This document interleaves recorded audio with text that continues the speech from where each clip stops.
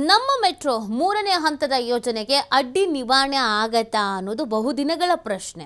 ಹೆಬ್ಬಾಳದ 45 ಎಕರೆ ಜಮೀನು ಹಸ್ತಾಂತರ ಕುರಿತು ಮಹತ್ವದ ಸಭೆ ನಡೆಸಲಾಗುತ್ತೆ.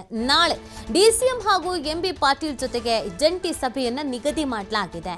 ಕೆಐಎಡಿಬಿಯ 45 ಎಕರೆ ಜಾಗವನ್ನು ಕೇಳಿರುವ ಬಿಎಂಆರ್ಸಿಎಲ್ ರಿಯಲ್ ಎಸ್ಟೇಟ್ ಲಾಭದಿಂದಾಗಿ ಭೂಮಿಯ ಹಸ್ತಾಂತರ ವಿಳಂಬ ಆಗ್ತಾ ಇದೆ. ಈ ರಿಯಲ್ ಎಸ್ಟೇಟ್ ಅವರು ಲಾಭ ಮಾಡ್ತಾ ಇರೋದ್ರಿಂದ ಈ ಭೂಮಿನ ಹಸ್ತಾಂತರ ಮಾಡೋದ್ರಲ್ಲಿ ಸ್ವಲ್ಪ ತಡ ಆಗ್ತಾ ಇದೆ.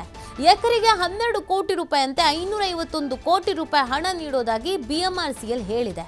2000 ಇಸುವಿಯಲ್ಲಿ ಖಾಸಗಿ ಕಂಪನಿಗೆ ಉದ್ಯಮಕ್ಕಾಗಿ ಭೂಮಿಯನ್ನು ಖರೀದಿಸಿತು ಕೆಐಎಡಿಬಿ.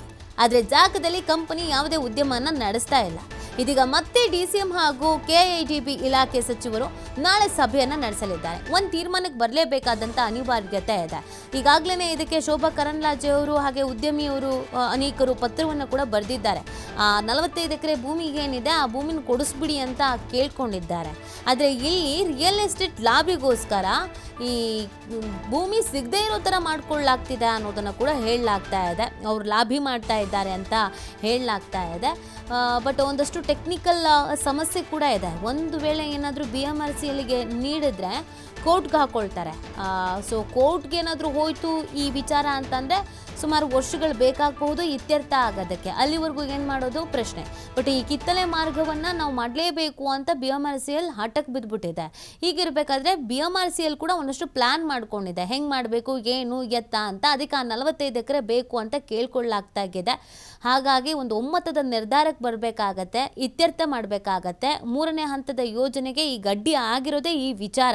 ಇಲ್ಲ ಅಂತಂದಿದ್ರೆ ಮೂರನೇ ಹಂತದ ಯೋಜನೆಗೆ ಏನಿತ್ತು ಅದು ಕ್ಲಿಯರ್ ಆಗಿ ನಡೆದು ಬಿಡೋದು. ಈಗ ತೀರಾ ಕಷ್ಟ ಆಗ್ತಾ ಇದೆ.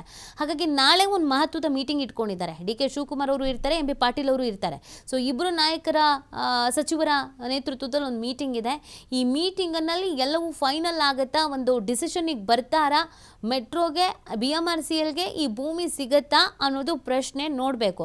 ಕಳೆದ ಬಾರಿಯೂ ಕೂಡ ಮೀಟಿಂಗ್ ಆಗಿತ್ತು. ಬಟ್ ಆ ಮೀಟಿಂಗ್ನಲ್ಲಿ ಒಂದು ನಿರ್ಧಾರಕ್ಕೆ ಬಂದಿರಲಿಲ್ಲ. ಈ ಬಿಎಂಆರ್ಸಿಎಲ್ಗೆ ನಾವು ಈ ಜಾಗವನ್ನು ಕೊಡ್ತೀವಿ ಅಂತ ಏನು ಯಾವುದೇ ನಿರ್ಧಾರ ಪ್ರಕಟಿಸಿರಲಿಲ್ಲ. ಬಟ್ ಈಗ ಬೇಕೇ ಬೇಕು ಅನ್ನುವಂಥ ಒತ್ತಾಯವೂ ಇದೆ. ಹಾಗಾಗಿ ಈ ಮೀಟಿಂಗ್ ಸಾಕಷ್ಟು ಮಹತ್ವವನ್ನು ಕೂಡ ಪಡ್ಕೊಳ್ತಾ ಇದೆ. ನಾಳೆಯ ಮೀಟಿಂಗ್ನಲ್ಲಿ ಒಂದಷ್ಟು ಸಲಹೆಗಳನ್ನು ಪಡ್ಕೊಂಡು ಒಂದಷ್ಟು ಚರ್ಚೆಗಳನ್ನು ನಡೆಸಿ ಬಿಎಂಆರ್ಸಿಎಲ್ಗೆ 45 ಎಕರೆ ಕೊಡೋದಕ್ಕೆ ಅವಕಾಶ ಇದೆ, ಕೊಡಬಹುದು ಅಂತ ಕೊಟ್ಟಿದ್ದೆ. ಆದಲ್ಲಿ ನಮ್ಮ ಮೆಟ್ರೋ ಏನು ಮೂರನೇ ಹಂತದ ಯೋಜನೆ ಏನಿದೆ ಅದು ಸುಸೂತ್ರವಾಗಿ ನಡೆಯುತ್ತೆ. ಇಲ್ಲ ಅಂತಂದರೆ ಇನ್ನೂ ಕೆಲವು ದಿನಗಳ ಕಾಲ, ತಿಂಗಳುಗಳ ಕಾಲ, ವರ್ಷಗಳ ಕಾಲ ಇದು ಹಾಗೇನೆ ಹಗ್ಗಜಗ್ಗಾಟ ಮುಂದುವರಿಯುವಂಥ ಸಾಧ್ಯತೆಗಳಿದೆ.